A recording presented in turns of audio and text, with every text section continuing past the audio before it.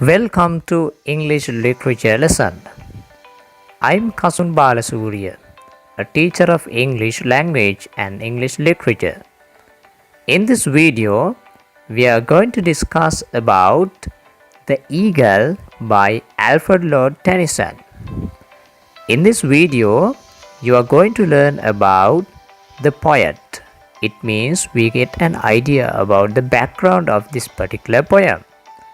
And secondly, let's discuss about the significance of this title. As well as thirdly, let's understand the meaning of this particular poem line by line.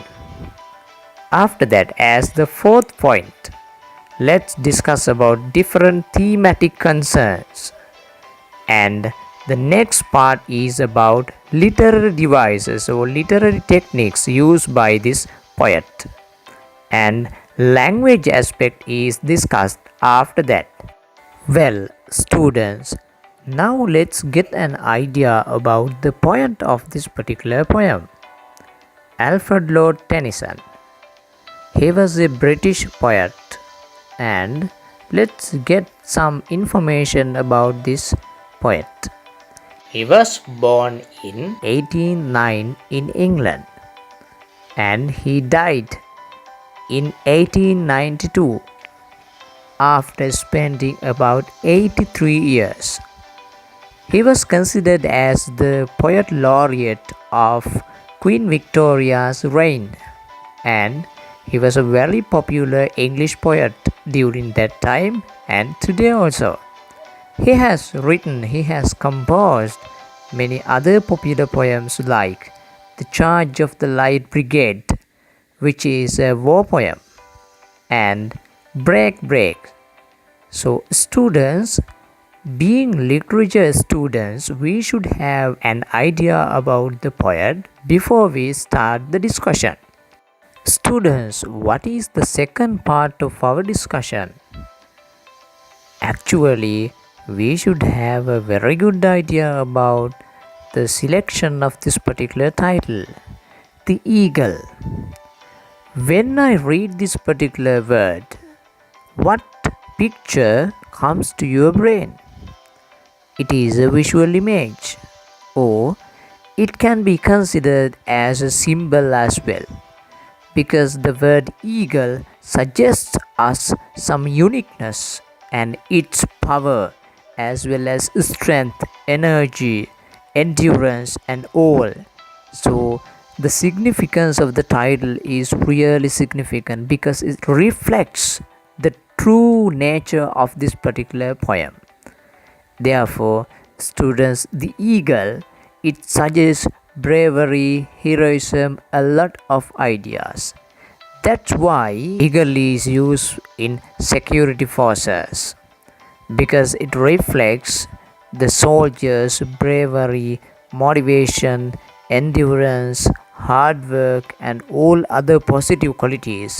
Therefore, this particular title is really significant, and it shows us how powerful this particular bird is, how unique this particular bird is.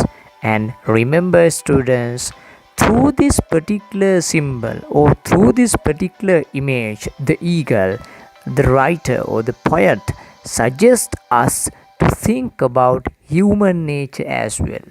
There are different kinds of people in our society, and some of them are like eagles. That's what the poet tries to communicate. Alright, students, we got an idea about the poet as well as we discussed about the significance of the title, and let's move on to the third part, which is meaning. So when we discuss about this particular poem, it consists of 2 stanzas, 3 lines each. And when we discuss about the first stanza, I will read these lines separately like this. He clasped the crag with crooked hands, close to the sun in lonely lands, ringed with the azure world he stands, and now we will discuss about the meaning of this particular stanza. He clasps. Why has the writer used the word he? So he has personified this particular bird, eagle. Do you call animals and birds he?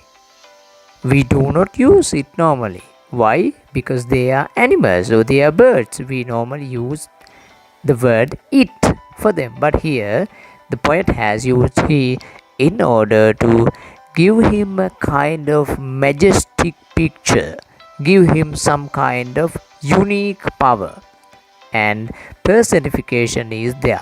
He clasps the crag with crooked hands. He holds this particular crag or the top of a craggy mountain, top of a rocky mountain with his hands tightly. So try to remember the picture of hands of an eagle. So it's very important. So then after that he clasps this particular crag with crooked hands. His hands are crooked. Now you can imagine the picture.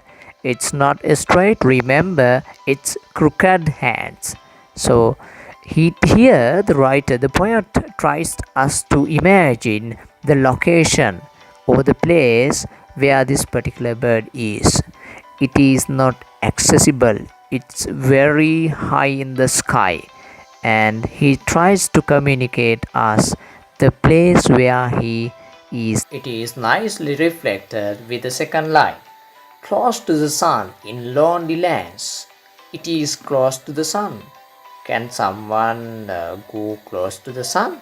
Is it possible? I don't think so, because no one can go close to the sun. It's very difficult. But here the poet tries to communicate us that it has this unique power.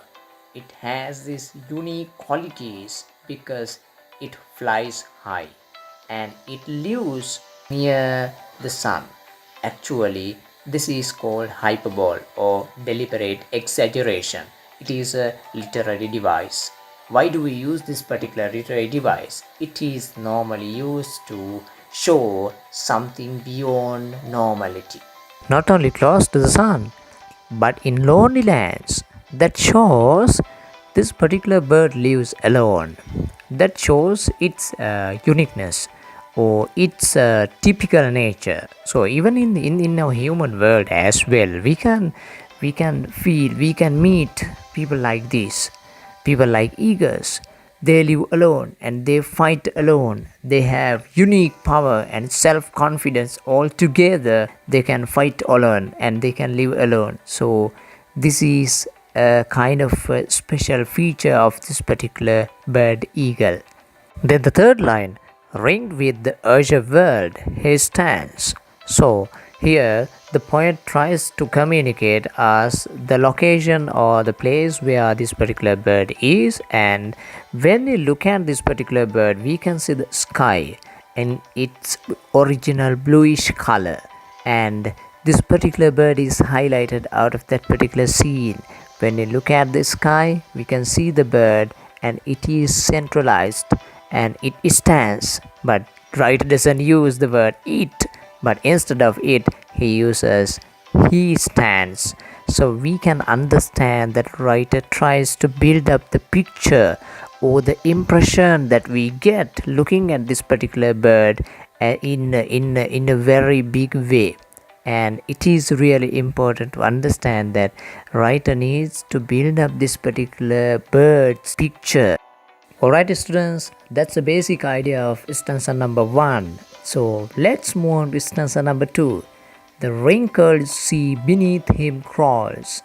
He watches from his mountain walls, and like a thunderbolt he falls. So with this stanza, the poet suggests us to see a different picture of this particular bird eagle. The wrinkled sea beneath him crawls. So the poet tries us to communicate, motivates us to think of the sea from the point of this particular bird's place, and it seems to be wrinkled sea. So when we grow old, we get wrinkles. So then the sea seems to be old in front of the power of this particular bird. And the wrinkled sea, the sea waves are compared to wrinkles. Beneath him, under him, crawls, slowly walking towards the beach. And here the power of this particular sea as well as the bird's power, these two are compared. So compare is, or the what you call this comparison, is a technique employed by this particular poet in this particular poem. Okay, we go for the next line. He watches from his mountain walls. So we can imagine the distance between this particular bird and the sea, and he watches because we know that this particular bird or the eagle has very sharp eyes.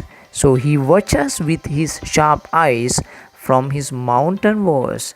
They are not someone else's, but it's his mountain walls. So then his mountain walls shows us that authoritative nature that is embedded in these lines. So from his mountain walls means, so we can understand the distance as well as the nature of that authoritative nature. It is understood, and like a thunderbolt he falls. So the poet uses another stimuli, another technique called simile, which is another mode of comparison. So like a thunderbolt he falls. You know that we all understand that thunderbolt is a symbol of superpower, and it happens at a flash. So then like a thunderbolt, this particular bird comes down to catch its prey very quickly, and it is presented with this particular simile. Like a thunderbolt he falls, it is something like lightning, very fast. So to show this nature, the poet uses a lot of action verbs like crawls, watches, falls. All these action verbs suggest us its vividity as well as liveliness, and this is something like a part of a film, so you can close your eyes and imagine. That's why this poem is very popular among literature learners in the world. In this section, we are going to discuss about the themes or thematic concerns or intended meaning of the poet. So it is the central message that is communicated to the readers through the lines composed by this particular poet. Okay, so let's discuss three basic themes. And the first one is majestic nature of the bird. So when we recite this particular poem, we can understand majestic nature of this bird. So if we go through the lines, clasp the crack with crooked hands, it has crooked hands, as well as it lives close to the sun, as well as in lonely lands. Then it is centralized, it's in a very high position. And when we compare the sea and this particular bird, it seems to be more powerful, and it has superpower to catch its prey quickly like a thunderbolt. So the writer uses majestic nature of this bird through different techniques such as comparison as well as personification and visual images and other techniques. Therefore, majestic nature of this bird or uniqueness of this particular bird is nicely portrayed by the poet. That is one thing. Okay, we go for the second one. It is nature of authoritative men in our society. So through this particular poem, though the poet convinces us about a bird called eagle, the bird eagle reflects, it shows us a representative sample of kind of people live in our society. So we can meet, we can feel, or we can understand the nature of authoritative men through the lines of this particular poem. Therefore, it reflects when it is applied into our human society, we can identify this kind of people. And the third point is wonder of Mother Nature. So, what is this? Actually, now when you think of Mother Nature is someone like Supreme God. So, she has created different things in our world. So, when you look at these pictures, eagle, the sun, the sea, the sky, as well as the mountains, the thunderbolt, all these are wonderful creations of Mother Nature. Therefore, the poet convinces us the relationship or the uniqueness or authoritative nature of these objects and these visual images very nicely through this particular poem, as it is about majestic nature of the bird and it shows us the nature of authoritative men, and for me it reflects wonders of Mother Nature as well. So then students, we will get an idea about different types of literary devices or literary techniques employed used by the poet. The first one is symbols. Eagle itself is a symbol. It symbolizes power, uniqueness, bravery, endurance, and a lot. Then the second one is simile. And if you think of the last line, like a thunderbolt it falls. Like a thunderbolt is a simile. Normally similes begin with like and as. Therefore, there is a simile here. And third one is a metaphor. Metaphor is another way of showing comparison without the words like and as. So then here the metaphor is wrinkled sea. So it is called the wrinkled sea because it's weak, or to show that the bird is more powerful than the sea. And visual images can be identified like this: thunderbolt, crooked hands, wrinkled sea. They are called visual images because you can imagine when these words are pronounced, when these words are read, you can imagine the picture of those particular words. Okay, right, then we gonna go for the next one: personification, or giving human qualities to inanimate objects or animals. He clasps, he stands, his mountain walls, he falls. All these words or use of pronoun he suggests us the use of personification that shows power actually, hyperbole or deliberate exaggeration. So here, close to the sun, like thunderbolt he falls. It gives us, it shows us a very great picture. Great qualities are highlighted with this hyperbole. Okay, right. Then we can go for the rhyming couplets: hands, lands, stands, and finally comparison. Comparison is one such technique used in this particular poem in again and again, because we can see throughout the poem, throughout the lines of this poem, we can see the technique of comparison. And let's discuss the language part in the final part. Students, now in the final part we will discuss about language aspect of this particular poem. Language is very simple and it is very easy to understand, and descriptive nature, or the poet tries to describe the bird eagle with adjectives and nouns. So he tries to show us the colors as well as the shapes, as well as he tries to provide us a lot of information about this bird eagle. So it is descriptive. Diction, or the choice of words, should be admired.